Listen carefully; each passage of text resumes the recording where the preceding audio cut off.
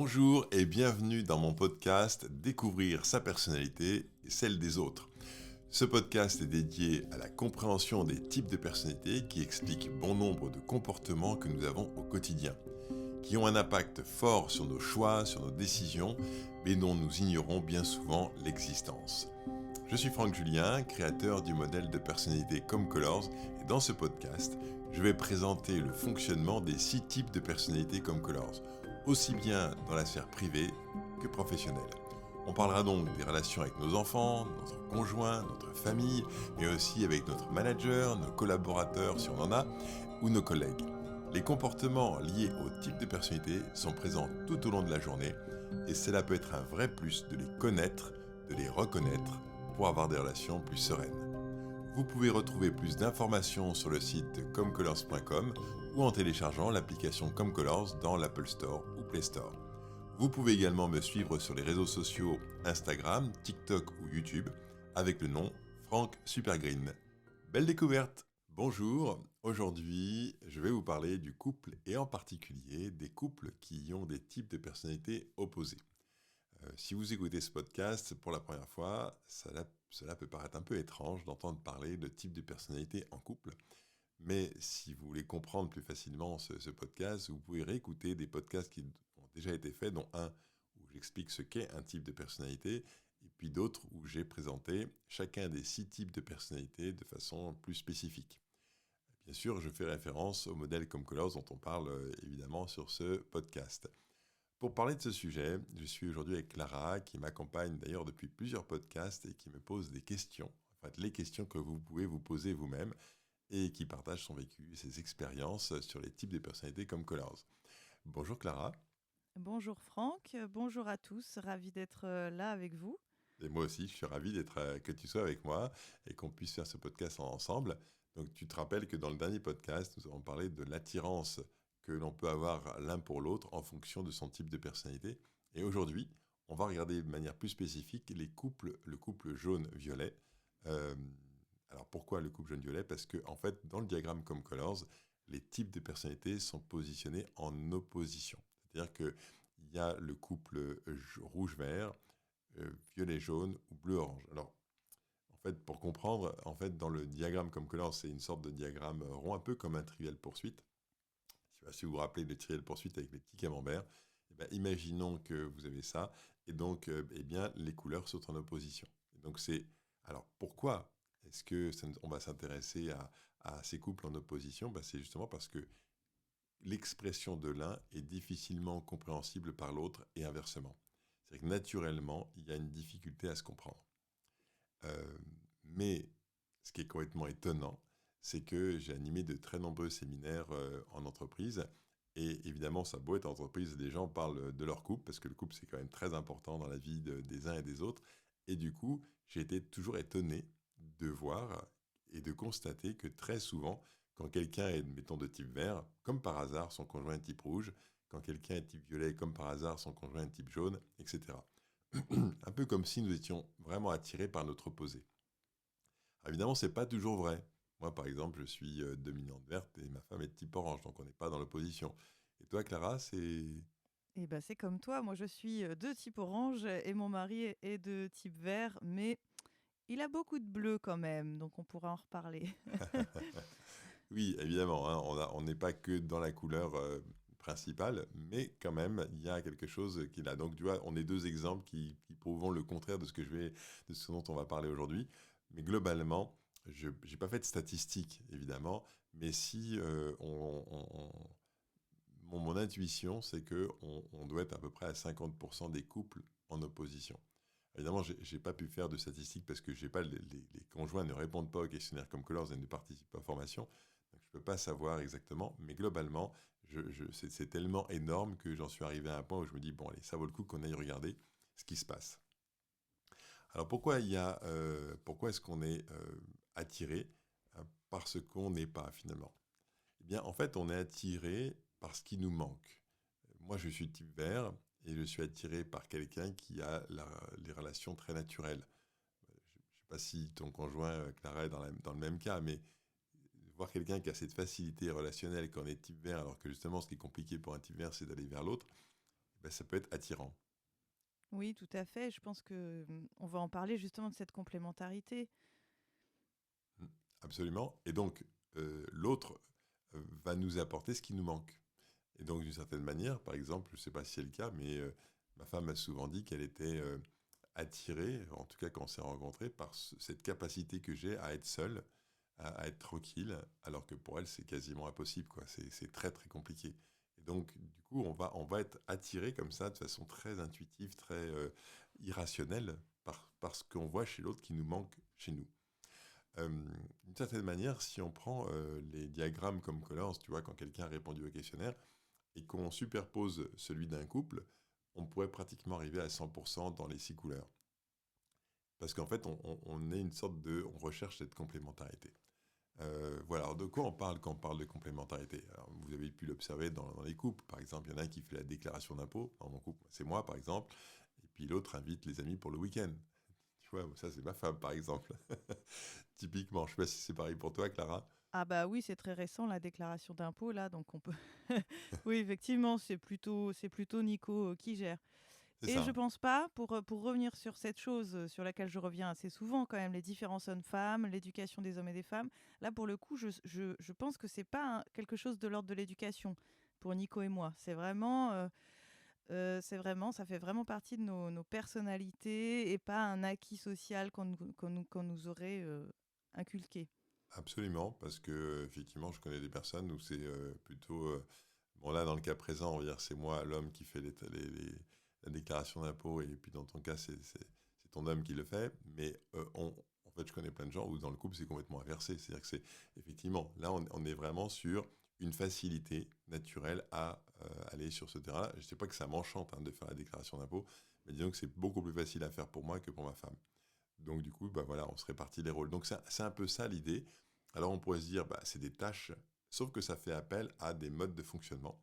Et donc du coup, quand on a un certain type de personnalité, il y a des choses qui sont faciles à faire et difficiles pour l'autre. Et donc c'est ça l'histoire de la complémentarité.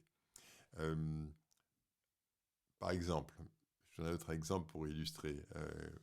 L'un va faire un tableau comparatif pour acheter un nouveau réfrigérateur.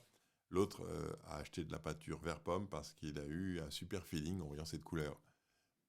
Voilà. Ben, Oui, c'est oui, c'est c'est exactement, ça illustre ce qu'on vient de dire, c'est-à-dire que là, on est dans le même type d'activité, l'aménagement de la maison, et il n'y a pas quelque chose, enfin, homme-femme, voilà, c'est parce que c'est nos compétences naturelles qui nous conduisent à faire tel ou tel type d'action. c'est ça, exactement, exactement.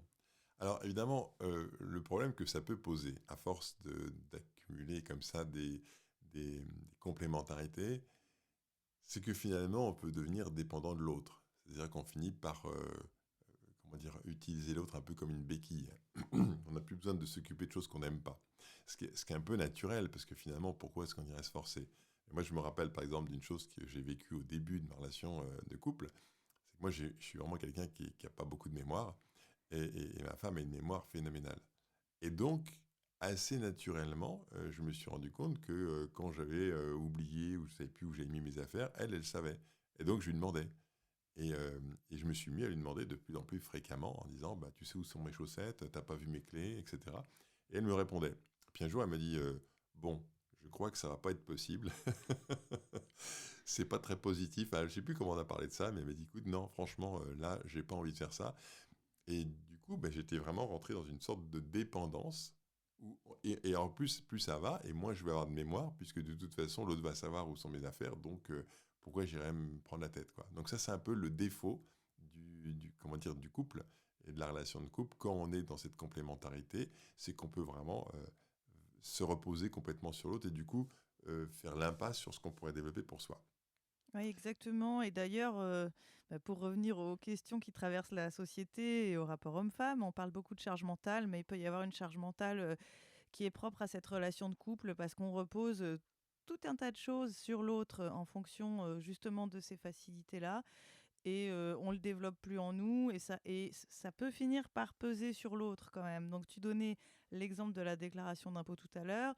J'ai fait quand même l'effort de m'y intéresser, d'être avec Nico comme quand il le faisait, de m'interroger sur les cases et tout.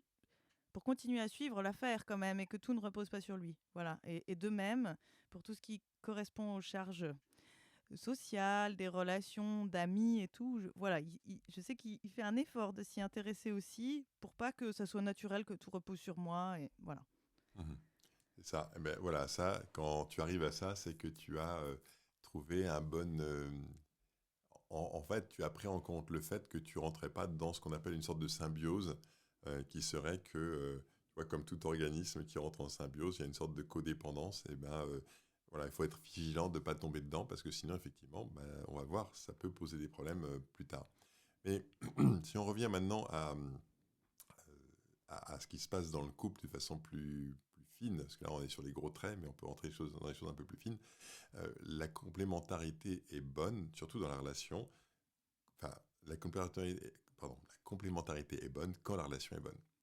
Mais quand la relation commence à se dégrader, alors d'un seul coup, on a l'impression de faire face à une incompréhension. Et on ne comprend plus. On ne comprend pas pourquoi d'un seul coup ça s'est dégradé. Et donc, c'est ce qu'on va voir maintenant sur justement les couples en opposition. Donc, on a dit rouge-vert, bleu-orange et jaune-violet. Et aujourd'hui, eh ben, on va vous parler du couple jaune-violet.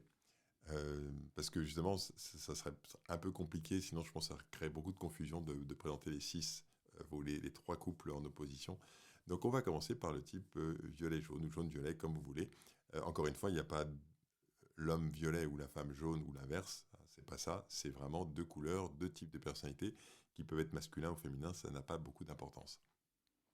Alors la complémentarité qu'on peut observer donc dans les couples jaune-violet ou violet-jaune, c'est que on va dire que le type violet est plutôt, on va dire entre guillemets, sérieux, alors que le type jaune est plutôt détendu, relax. Voilà. Et donc le type violet, par exemple, peut être crispé sur les sujets qui sont importants pour lui. Et le type jaune peut l'aider à se détendre en faisant de l'humour, en relativisant. Donc par exemple, si un cas très concret que vous avez peut-être vécu, vous avez un entrepreneur qui doit intervenir chez vous, puis il n'a pas de parole. Donc, on vous l'a recommandé, on vous a dit qu'il était bien, mais il dit qu'il va venir, puis il vient pas. Et puis, il y a une autre fois, il dit qu'il va venir, et puis il vient toujours pas. Ou alors, il dit qu'il vient à 10h, et puis il est là à 15h. Et ben, pour un type violet, qui est dans un système de valeurs assez fort, avoir quelqu'un qui fait ça le met en doute sur l'ensemble de la compétence de la personne. Alors qu'on n'est pas encore en train de parler de comment il travaille et quel rendu il va faire. Mais le fait que d'un seul coup, il soit plus dans... il ne respecte pas sa parole, pour un type violet, ça peut vraiment le mettre dans un état de mécontentement, d'irritation extrêmement fort. Mais le type jaune, lui, c'est pas qu'il s'en moque, ça peut l'irriter, mais ça va pas avoir la même incidence. Et puis il va pas se mettre à juger la personne sous prétexte qu'elle est en retard ou parce qu'elle a dit qu'il viendrait puis il viendrait pas. Et donc, le type jaune va essayer de faire de l'humour pour détendre l'atmosphère. Et par exemple, il pourrait dire, je sais pas, il pourrait dire par exemple, ah ben t'as raison, la maison est encore en chantier, je crois qu'on va encore être obligé d'aller au restaurant, par exemple. C'est-à-dire, en gros, de tourner ça à la dérision en disant, bah écoute, c'est une bonne occasion de se dire, allez, la maison est vraiment en bazar, on en profite. Donc on va essayer de sortir positivement de cette situation. Donc c'est ça l'idée de la complémentarité. Mais par exemple, vous avez un type jaune qui va ne pas s'en sortir avec une démarche administrative. On parlait des impôts, mais ça pourrait être n'importe quelle autre démarche. Et le type violet peut lui proposer son aide pour résoudre sa difficulté, pour mettre de l'ordre, pour essayer de mettre en place quelque chose qui va marcher à chaque fois, quoi, par exemple. Donc c'est ça dont on parle quand on parle de complémentarité, et surtout de communication qui peut aider l'autre. C'est, je m'y prends d'une manière qui va faire en sorte que l'autre va sortir positivement de cette situation. Oui, parce qu'il peut y avoir aussi, j'imagine, l'inverse. C'est-à-dire que si le type violet s'appuie pas sur cette ressource que le type jaune lui offre, ou inversement, ça peut générer de l'incompréhension, de Oui, l'agacement, de... mais oui. Alors justement, en fait, le problème, ça va être la répétition. La répétition, quand vous avez un type violet qui parle sérieusement et que globalement, le type jaune, pour sortir de ça, va lui proposer de l'humour, ou bien de la dérision, ou bien de la relativité, enfin en disant, bon, on va relativiser, ça va être plus simple. Et bien pour un type violet, au bout d'un moment, en fait, il n'y a rien de sérieux, quoi. Et ça, c'est compliqué. Et en fait, cette incompréhension, elle est liée principalement au type de personnalité et en particulier à la façon dont on perçoit le monde. C'est-à-dire que, alors là, on va rentrer dans une explication un peu plus profonde, le type violet perçoit le monde à travers son système de valeurs. Donc, on a tous un système de valeurs, mais pour le type violet, c'est extrêmement structurant, extrêmement important. Et donc, quand il parle en référence avec son système de valeurs. Et du coup, il va aller chercher l'autre sur son système de valeurs. Alors que le type jaune, lui, quand il parle de façon spontanée. C'est-à-dire que ce qu'il dit, ça sort tout seul. Ça vient un peu comme ça arrive, quoi. C'est très dans le rebond de ce qui est en train de se passer, de la personne, d'un mot qui vient d'être dit. Donc évidemment, un type violet qui parle sérieusement, un type jaune, lui, donc il est dans son système, dans sa façon de parler, dans sa façon de communiquer. Pour un type jaune, c'est une manière de rebondir. Donc un type violet parle sérieusement et le type jaune rebondit en faisant de l'humour, par exemple. Et pour un type violet, ça peut devenir carrément irritant, mais très très irritant. Et inversement, vous avez un type jaune qui est dans son style naturel, qui est détendu, etc. Et puis vous avez le type violet qui dit, enfin tu racontes vraiment n'importe quoi. Ça ne tient pas debout ce que tu racontes. Et donc, il va remettre le type jaune en face de c'est pas construit ce que tu dis, ce n'est pas solide, ça ne repose pas sur des faits réels, c'est du n'importe quoi.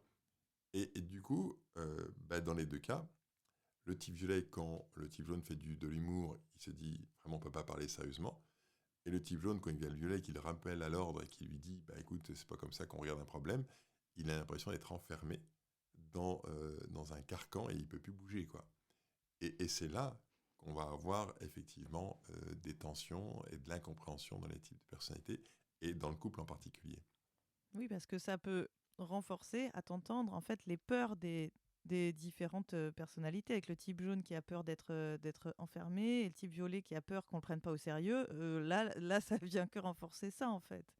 C'est ça, c'est ça. En fait, le truc, c'est que ça vient, et c'est pour ça qu'on met les couples en opposition, c'est que l'expression naturelle de l'un est des fois incompréhensible pour l'autre.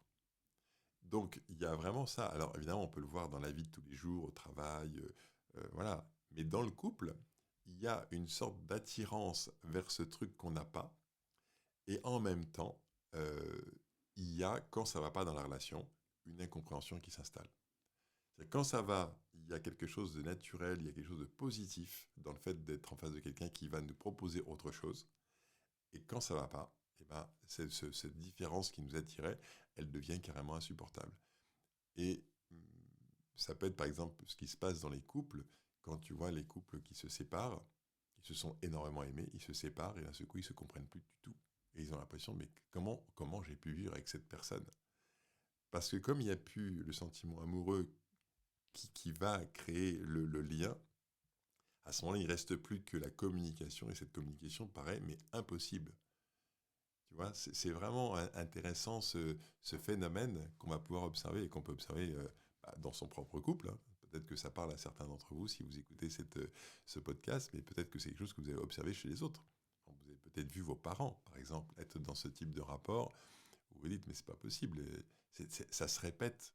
Et c'est ça, tu vois, le côté terrible, Clara, le côté terrible de la communication, c'est que comme on est dans son type de personnalité, on va répéter la même chose plusieurs fois par jour. C'est pas une fois de temps en temps, c'est que tout le temps ça revient. Parce qu'on ne peut pas s'empêcher d'être comme ça. Un type violet va dire des choses en lesquelles il croit, et un type jaune va rebondir spontanément à ce qui se passe. Et l'un et l'autre ont raison. L'un et l'autre sont complètement en accord avec leur mode de fonctionnement. Sauf que, mis l'un en face de l'autre, ça peut générer effectivement de l'incompréhension. Donc, Alors, est-ce à dire, Franck, qu'il faudrait finalement choisir quelqu'un de la même couleur ou pas du tout? Juste essayer de comprendre l'autre. alors, je te remercie pour ta question parce qu'elle est super intéressante, parce que je vous ai parlé des couples dont j'entends parler en entreprise, mais j'ai aussi observé quelque chose en entreprise, à force d'entendre des témoignages, c'est que souvent, il y a deux types de couples. Il y a le couple de première vie et le couple de seconde vie. Le couple de première vie, c'est souvent celui qu'on est en train de parler, c'est-à-dire celui où on est attiré par l'opposé ou par la différence. Tu vois, moi, on en a parlé de couple au début du podcast. Je suis attiré par le type orange parce qu'il a quelque chose que j'ai pas. Ok, donc c'est cette différence qui m'intéresse. Mais quand les gens racontent leur couple de seconde vie, eh bien, j'ai observé que très souvent, alors soit ils reprennent exactement la même personne, j'en connais plein qui ont fait ça, soit ils prennent quelqu'un qui a la même couleur qu'eux. Parce que ça va être tellement simple, tu vois. Oui. Alors, c'est moins excitant, c'est moins challengeant, tu vas apprendre moins de choses, tu vas moins te confronter, tu vas moins t'enrichir, mais tu vas avoir une communication qui est beaucoup plus simple. Donc c'est ça l'idée que j'ai pu observer, c'est vraiment cette complémentarité. J'ai vu une fois, par exemple, un couple rouge-rouge. Alors je sais bien qu'on est parti sur le jaune-violet, mais le couple rouge-rouge.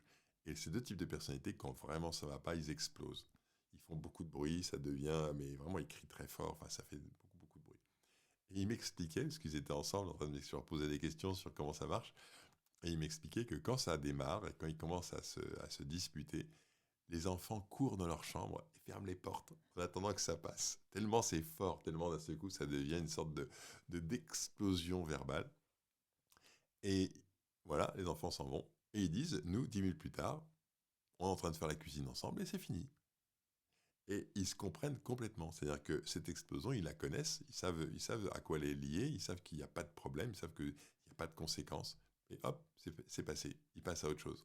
Donc ça n'empêche pas les conflits, mais disons que ça simplifie la communication parce qu'on sait pourquoi on fait ça et on sait que c'est pas très grave.